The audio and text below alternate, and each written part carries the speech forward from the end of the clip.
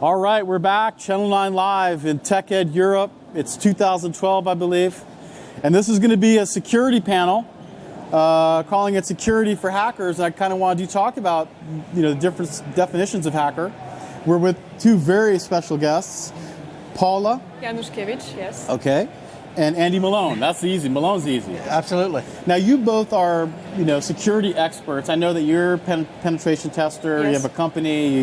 You really help out Microsoft. Thank you for the work that you do in other companies. Thank you. Andy, what about you? What's your specialty? I do a lot of trainings, consultings. My particular areas of interest are forensics and social engineering, social networking. Excellent. So one of the questions I want to get off right now, since it's timely, that is cyber warfare and what we're seeing with both super highly sophisticated attacks like Stuxnet and then less sophisticated, though very powerful attacks like Flame. Can we talk a little about what you guys are seeing out in the real world and what's going on here? Yeah, definitely. So if I could start. Yes. We do have Stuxnet, Duku, Flame, and so on. So a couple of years ago, we had a situation in which all the threats were super minimal. So they were targeted mostly to companies, users. They had something to do with the finance, right? Mm-hmm. So the most important thing was the information gathering. Nowadays, we are actually attacking people. So Stuxnet was targeted to Iranian nuclear centrifuges. So that's something that is really dangerous for human beings. Absolutely. Yeah.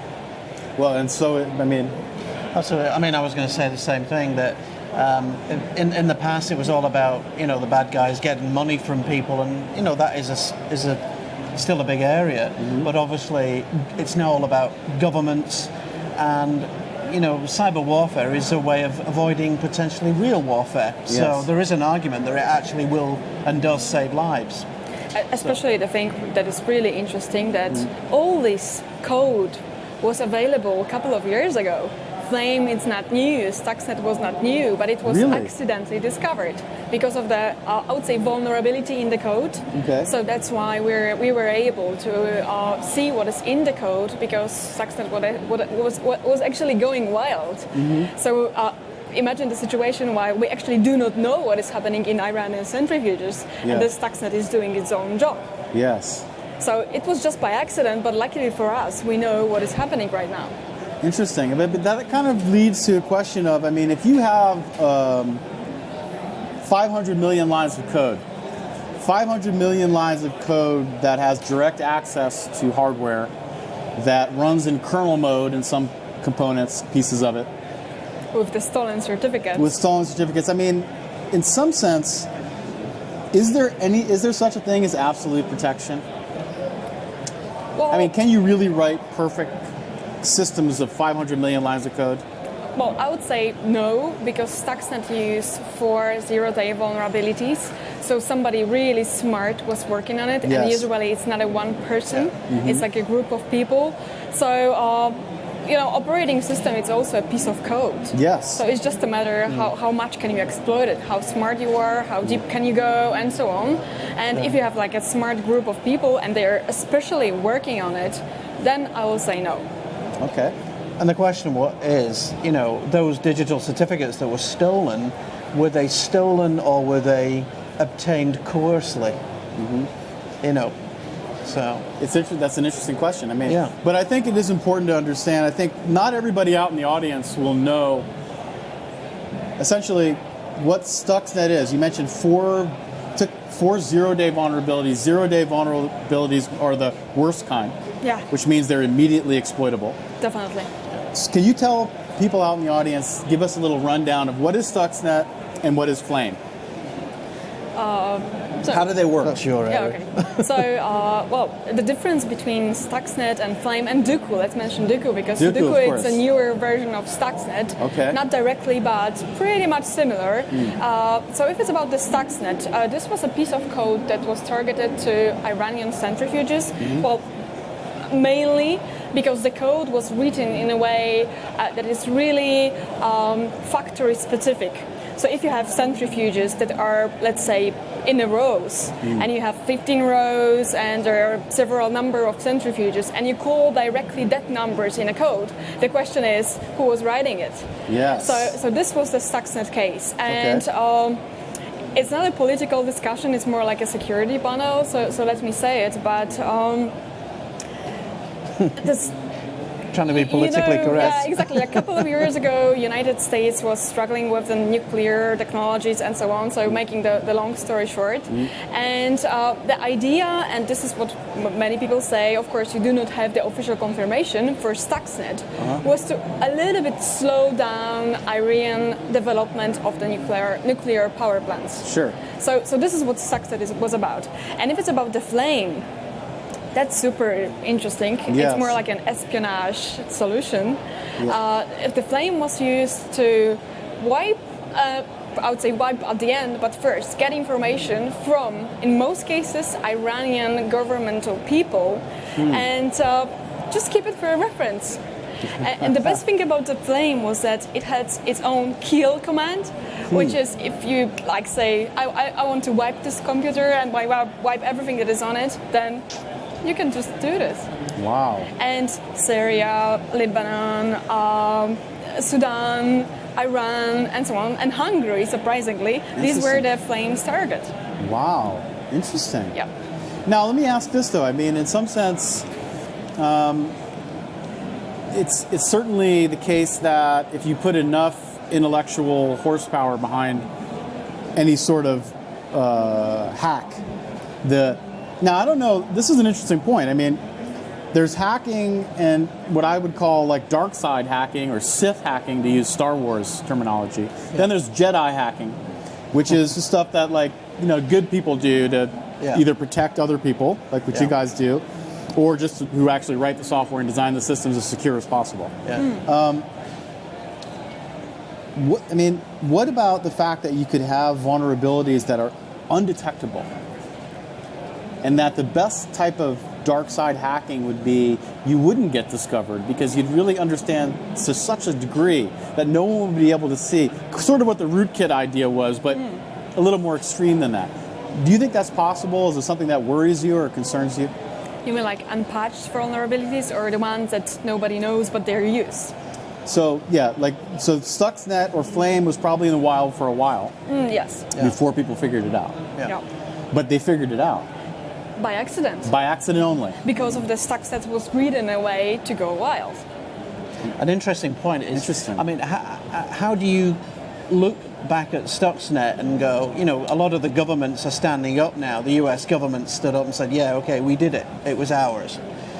It's in the papers, it's live. And I think people step back from that now and they go, okay, it did save lives.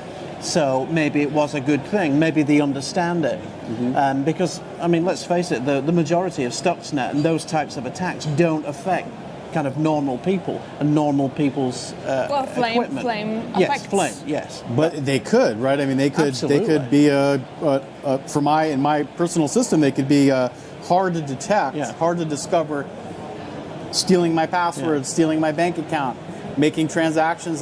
There was just in the paper yesterday, $78 million was stolen from a bank because the hackers were doing some pretty sophisticated stuff. I want to get to a question from the real important question askers. This is McCremple. Can't you prevent rogue programs from running code randomly by some kind of contract? Contract? Well, I guess in some sense, if you said no untrusted kernel code can run, that's a contract. But I don't know. What kind of contracts do you mean, McCremple? Yeah, it will be great to explain that. Yeah, go ahead and ask your question again. Well, for now, I would say, based on the question that we do have 64-bit operating system, and anything that it's running in a kernel mode must be signed. Yes. So it's not a matter of 64 bits, it's a matter of just another version of the operating system that requires in the kernel mode for stuff to be signed. So that's some kind of protection for that kind of code. But if you steal the certificates and if you manage to sign your own drivers, and the certificates, it's not on serial list, like it was in the case of Stuxnet, and a little bit similar case was in Flame, then what can I say?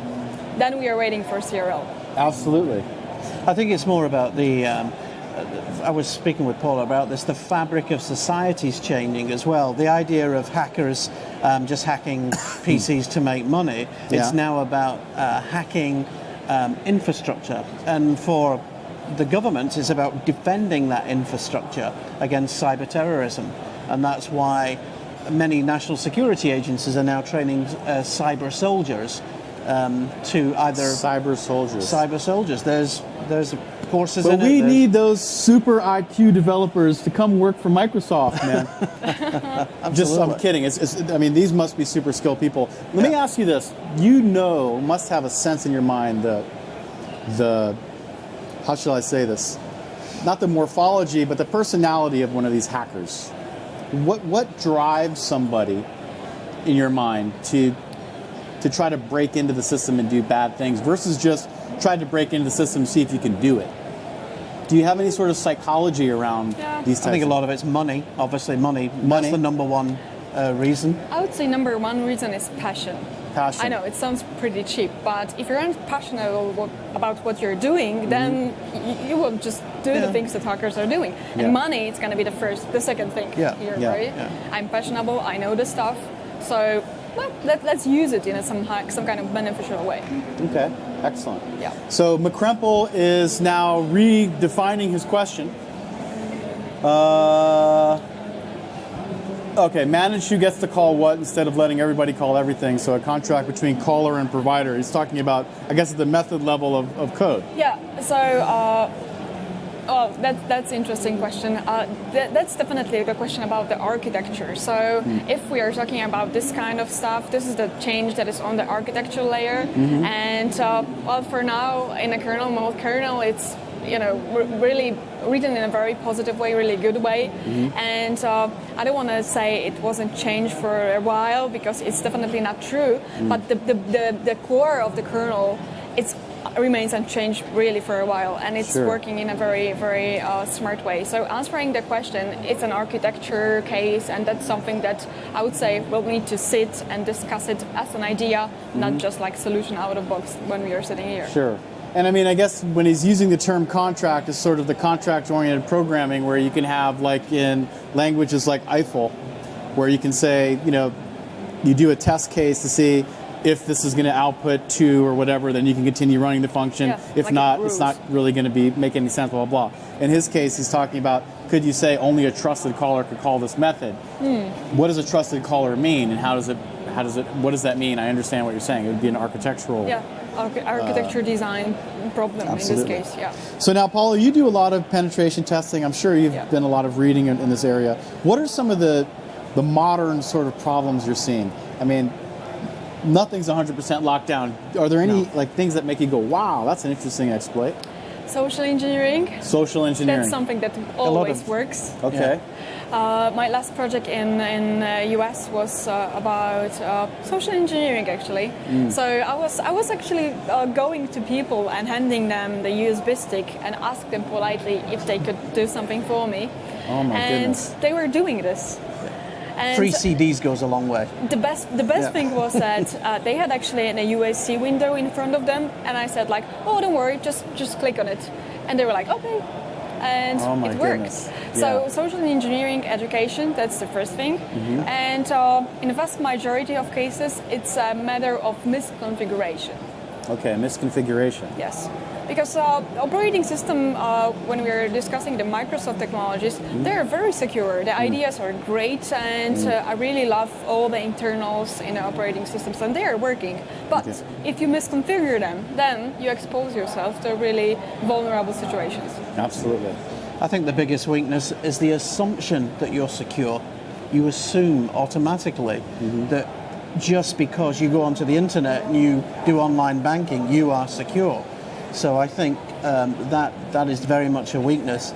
And also the liability of many software manufacturers. I know that many producers of software are having to re-look back at their legal agreements now because obviously there was I read a case recently where the software, it was a small company, they produced an accounting software and they were hacked, and the actual customer sued the company because they said it was totally secure. Interesting.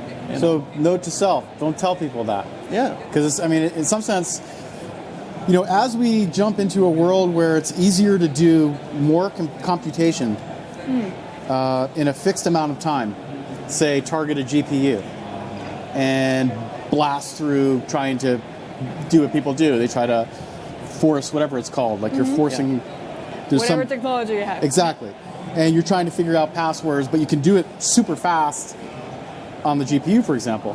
I mean, it seems like a cat and mouse. There's a different method. Sorry to interrupt you. It's a what? It's a different method right now. Okay. There's a new thing that popped up a couple of, I would say weeks, couple of weeks ago. Yeah. There is a function in LSA which is to unprotect the stuff that LSA keeps in the memory. And you don't need to crack and use GPU and so on and waste your time. Yeah. It just comes to you. Wow. Yeah. Oh my goodness. All right, I'm unplugging from the internet. We have a question from RD3D. There is still an underground cool vibe to hacking. What, if anything, can be done to change this? I think there's two sides to I mean, you're talking about the groups like Anonymous. A lot of people join those types of groups to be cool, to be, you know, it's socially, you know, you're going against the grain type scenario. But then there's another side of that group that actually want to do a lot of serious damage. So I think before joining groups like that or getting involved with groups like that, you would have to really question, you know, what are you going to get out of it? Because, you know, if you're doing bad stuff, you're going to get caught eventually. So, you know, you've got to be very careful. I would say that as long as it's like based on passion and the research and cracking stuff just for your pleasure, that's totally fine. But when it gets to human, then it's definitely not fine. And if we're talking about this, you know, underground hacking, I'm not sure. What actually do we mean? We mean like a group that are actually criminals, or just groups that are, you know, hiding in a pavement and doing their own job? So what is an underground hacking? Hacking is always about breaking things, right? True. So hacking is just whatever. It's a white hacking, black hacking, underground hacking. It's doesn't matter. It's about writing code, man. Yes, it's about solving problems. And solving problems, cracking things. Totally. Yeah. So. And you can be a good person and do that. I mean, Mark Rusinovich was hired because he cracked into the NT and figured out how it worked. We said, "Come on in, man." I still use his tool. Right on. The tool is called GP Disable. And making your products more secure. This is a tool that is not available on system journals. Nice. Yeah. So we have another question. If a professional wants to hack you, are you done for? Is there anything a non-professional can do to protect themselves? So if somebody who has the capability to invent exploits like Stuxnet, these are going to be scientists and ultra-skilled coders. If they target you because maybe they don't like you, are you done for? That's his question, not mine. There's things that you can do to protect yourself. You can follow all the best advice and do whatever you can do. Ultimately, encryption is the best kind of defense at the end of the day. But is there an ultimate defense? I don't think, technically, I don't think we're there yet. So I would probably say no. There's no defense. Yeah, the same answer comes from me. I would say no. Okay. Because there are many things that, if it's about non-professional users, that maybe they just do not understand, and they don't need to understand it. So they will just, you know, click in several places just by accident, or somebody's going to use the vulnerability that is just discovered. So definitely no. Okay. Now, whatever happened to the green box, red box concept, where you could basically say this computer or this session, I don't care what goes on here because I know that the code can't run beneath this abstraction layer, or at least I hope. That's my theory, this protection layer. The other machine is something that I keep pristine and pure. Maybe I never connected to the network, which would make it kind of useless. But let's pretend like it was still useful. What was wrong with that model, and why wasn't that sort of adopted? And has that been adopted in modern operating systems as far as user mode protection?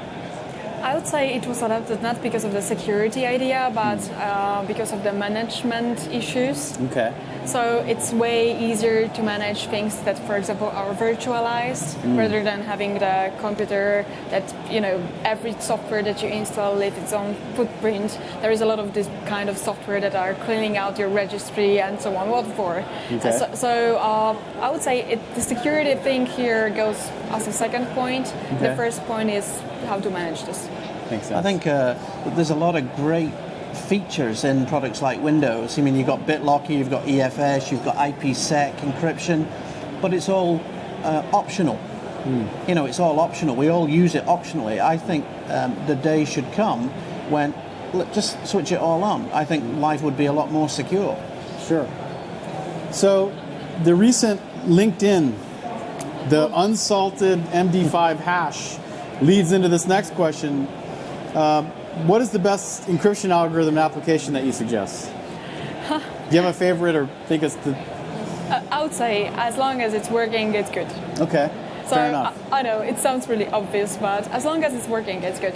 If it's about the LinkedIn, I would like to add one thing on the top of it. Please do. So I'm a huge fan of LinkedIn because whenever you are using HTTPS, they do not encrypt password in the channel. Okay. I mean, it should be done.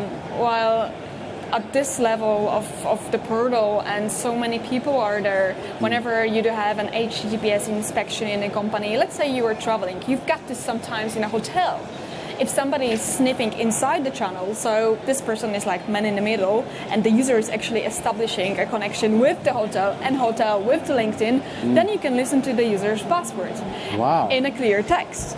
And the question is the user using the same password within the organization? If not, do you add a number at the end? I mean, like, the password 1, 2, 3, 4, 5, and so on, and with every month, every time you need to change it. So I would say that's a shame. Absolutely. I kind of feel, though, that we're coming near the end of the whole password era. I think people are becoming much more aware of the dangers of using usernames and passwords. And I mean, even products like Windows 8 with its picture IDs and smart cards, I think they're becoming so much more adopted now, and that adds a much stronger layer of identifying users, of protection, at least where you can feel safe. Absolutely. Because I mean, if code is executing, and a lot of it is executing, and you have a port open on your computer, I mean, to me, it's like it's code. Yeah. And by definition, it's exploitable. I mean, the browser is the key. Yeah. I mean, we're running technology, but the underlying infrastructure of that technology hasn't changed in years. Yeah. So whatever we're writing on top of that. So, that's the underneath needs to change. Excellent. All right, so it's great to see lots of questions coming in. I guess people in New York are awake now, and people in Amsterdam are still sleeping, but I understand why, and that's totally cool. All right. How safe is the average user using correctly configured MS Security Essentials on Win 7 versus a commercial antivirus package? So, well, it's a Microsoft conference. What else can we say? You can say whatever you want. I know. I'm an independent consultant. So, I'm actually sincerely a fan of Microsoft solutions, antivirus solutions. Okay. Because their engines are based on the top engines that I use on the market. I don't want to mention companies, but really the top ones. Okay. So Microsoft, it's not like, totally independent company that builds on their own engine and they're doing their own scanning. But Microsoft, Symantec, Kaspersky, and so on, they work with each other. Sure. So if there is something that pops up, like the Stuxnet case or Flame Duku that we've mentioned, then everybody's going to have the signature. So the question is, with what kind of solution do you feel positively? Yes. Do you feel that it slows down the operating system, whatever it means, then use something else. I like Microsoft solutions because they were written by people that really understand what is going inside Windows. Exactly. And I really appreciate that knowledge. Now, that said, I'd only say it to people at other companies as well. These are also kernel-type developers that are, because most of the code they're writing is running at the lowest level. They're writing C, right? They're writing You've got C to code. remember that They know how operating Security systems work. Essentials, great for home users. Absolutely fantastic for home users. Small businesses, great. But if you want something for more of an enterprise product, you want to start looking beyond that, I would say. Sure. Now, one of the big things we've been talking about, I guess for the past 2 years now, is this cloud thing, right? The cloud. The cloud is also an operating system. Again, Mark couldn't make it, but we've had many conversations with him. You both know him quite well. So we have Windows, Azure, and operating system in the cloud, right? So does that worry you at all, or does it give you more opportunity to think through, like, how can I make a Stuxnet for Windows, Azure? Yeah, that's a scary vision, right? The thing is that the Azure, it's brand new technology, so it still needs to be discovered by people that has something to do with security. So that's gonna take time before we're gonna hear about stuff if they even appear. Yeah. The thing that struggles me is that whenever you build up the application and you move application, for example, from your regular premises to the cloud, when you just take it like it is and put it in the cloud, you'll bring all the problems that were internally available with application to the cloud. For example, whenever the application requires logging in, and there is a huge chance because applications are personalized, what is the chance that somebody won't like to hack it over the internet? You can try the username and password and so on so many times. You may have your own policies and so on, but you just take this problem with authentication and put it in the cloud. So it's not that easy to move to the cloud. And of course, it brings a lot of security issues over here, but if we understand the cloud, how it works and so on, we can cope with this. It's just another technology. Sure. I do a lot of training in terms of cloud computing as well. One of the issues about encrypting data in the cloud, as you can imagine, that if everybody was encrypting their data in the cloud, it would probably bring the data centers down. Because of computation. Exactly, the actual work that's involved in it mathematically. Yeah. So there is now a new market that's starting to emerge, encrypting the data before it gets to the cloud.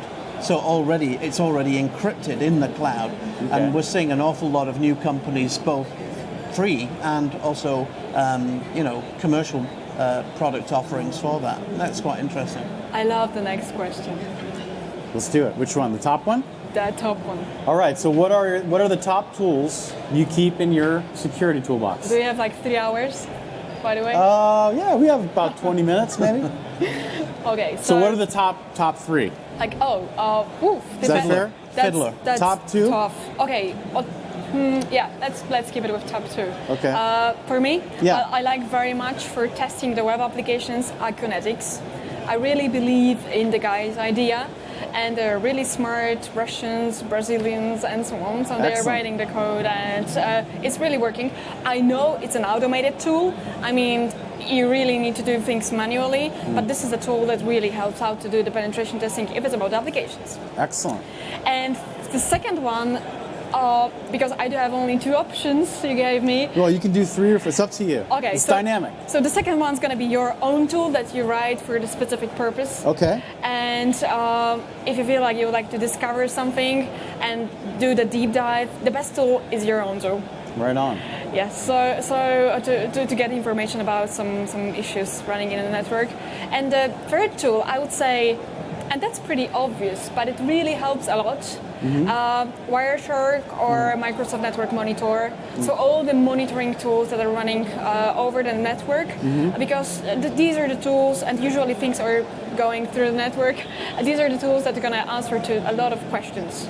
Absolutely. And of course, sysinternals tools. Oh, I'm not even mentioning this. Yeah. 3 options, I said. Do you have 3 you hours? have 4 options. Yeah, exactly. Exactly. You stole my options. You have to do different ones, man. I was going to say probably TrueCrypt is a great security product, and Network Monitor, fabulous product. Wireshark, great product, as she said. And the third one? What was the other one we were using?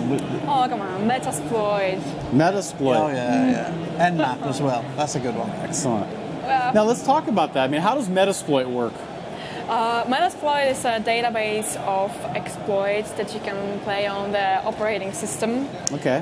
Not only, of course, about on many solutions, many products, including Microsoft products. And whenever there is a new vulnerability that is discovered, people sit and write an exploit so that whenever you're doing the penetration test and you go to a company, you can check out if the company is up to date.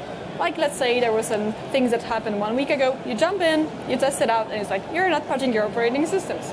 Interesting. Because it's working. The last thing was RDP vulnerability. Pretty interesting. Really, I would say, super solution for administrator. They were really happy when this was happening because it causes a blue screen. So nothing more funnier. Yes. And when it's working, when you're doing the penetration test, and you can do this just, whenever you enter the building, you can use this vulnerability. Well, what can I say? It's super useful. Cool. I would add one tool, password forensic. Absolutely great tool. Password forensic? Password forensic. Interesting. Absolutely great tool. So, I mean, I guess we get this other question here. It's been out there for a little while. Will adoption of UEFI BIOS, the new in Windows 8, Windows 7, features in the new secure boot OS reduce exploits? I think it's a good idea. I like it. I mean, it's good for the vendors, obviously, because it locks down their systems. Not so good if you want to put Linux on it or a different operating system or dual boot. But I think there is a specific market for it. I don't know how widely adopted it's going to be enforced, but I like the principle of it. Yeah, I think, well, if you want to work on some exploit and you try harder, then this won't help out here, but definitely it's going to be a reduction of the exploits. Yeah, that's the idea. Excellent. So, more questions coming in. This is great. CH9 Live, tweet questions in. What encryption do you use on your systems? Somebody really wants to know what your favorite encryption algorithm is. So, what encryption do you use on your own personal? BitLocker. BitLocker? Yes. Okay. BitLocker, AES-256 encryption. Okay. Excellent. Now let's go back to the LinkedIn thing and talk a little bit about MD5 hash unsalted. Explain to people why that's a bad idea, or what does it mean? How's that? Let's start there. Repeat the question. So the vulnerability in LinkedIn was that they were using MD5 hash, which is fine, but it's unsalted. Mm-hmm. Yes. So I just wanted people out there to understand what that means and why. Was that a bad idea, or was there to leave it unsalted? Yes. Well, yes. Of course. Yes, of course. But what does that mean for people who don't know what that? They didn't put salt on it. Yeah. So salt.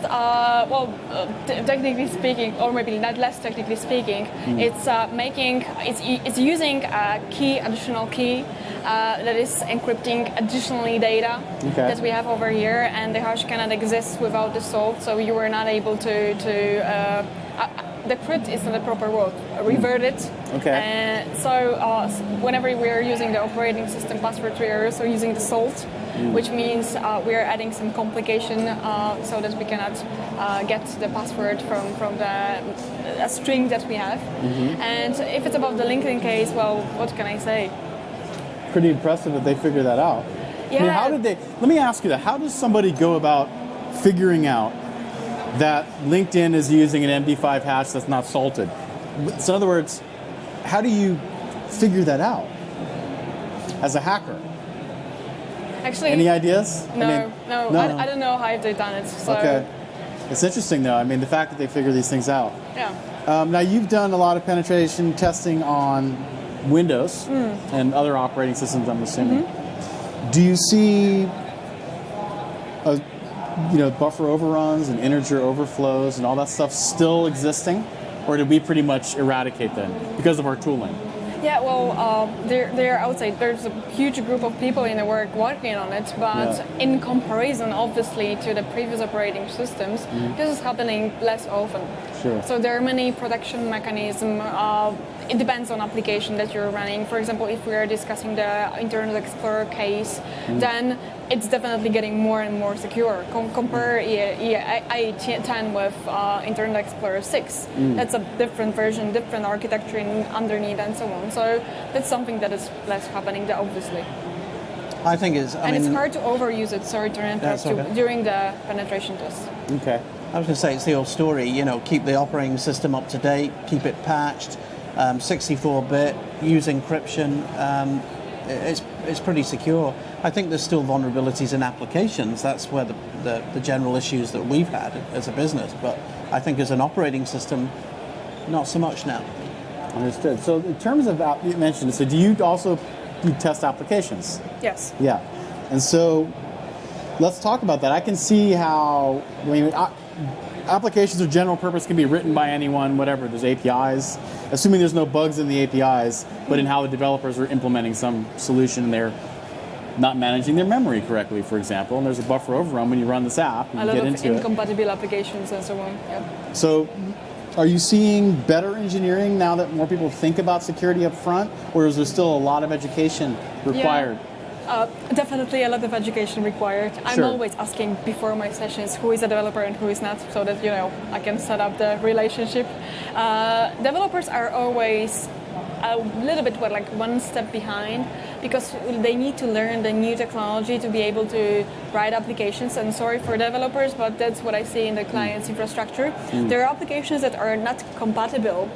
And sometimes whenever people do not know the new technology, for example, standard user analyzer, to adjust your application to be more compatible with our world that we live in, then it causes a lot of problems regarding security because they put this application on the operating system that is not supported anymore. Unbelievable is how often I see, for example, empty 4 zeros in the infrastructure. Sure.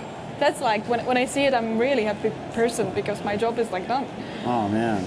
I got a great story for you. I was speaking with the developer yesterday, and I actually asked him that question. I says, are you finding your applications are more secure? And he says, well, I write apps. I write apps for a number of different platforms, which I won't mention.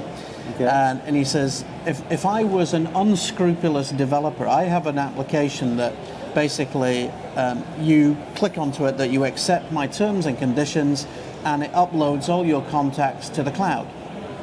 And he says, actually, it uploads them all to me.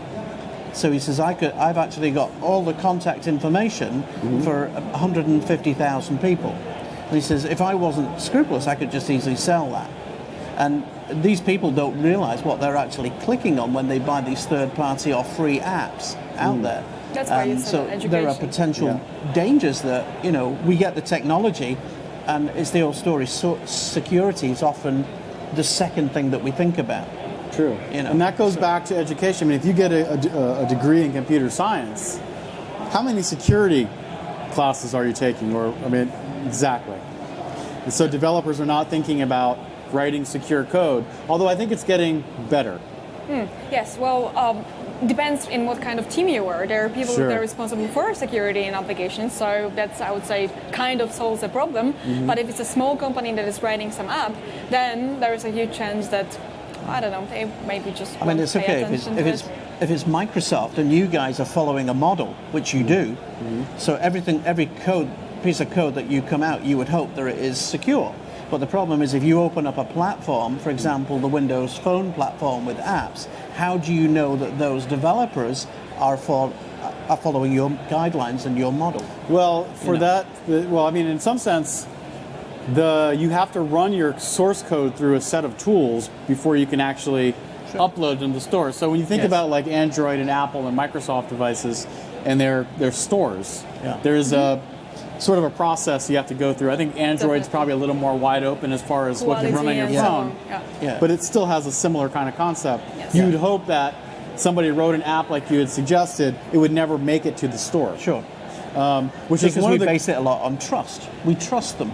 Absolutely. And I don't think an app that stole information from your machine would pass our analysis tests. No. But that said, it's a very, very interesting point. It wasn't a Windows app.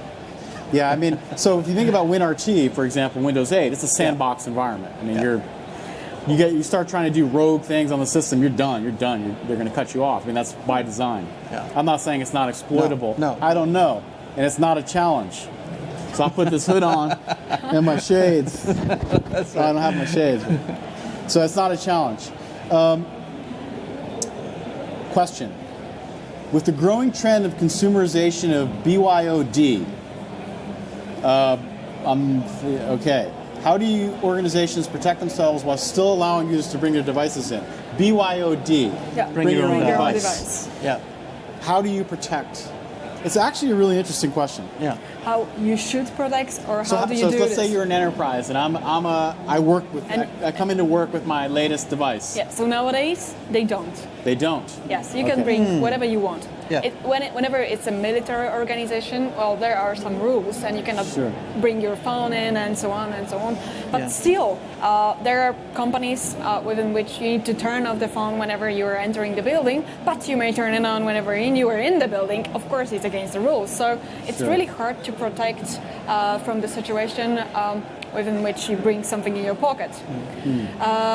To protect from that kind of situation, it's actually a very long discussion, but there are many technologies that are kind of protecting from connecting the devices to the network and so on.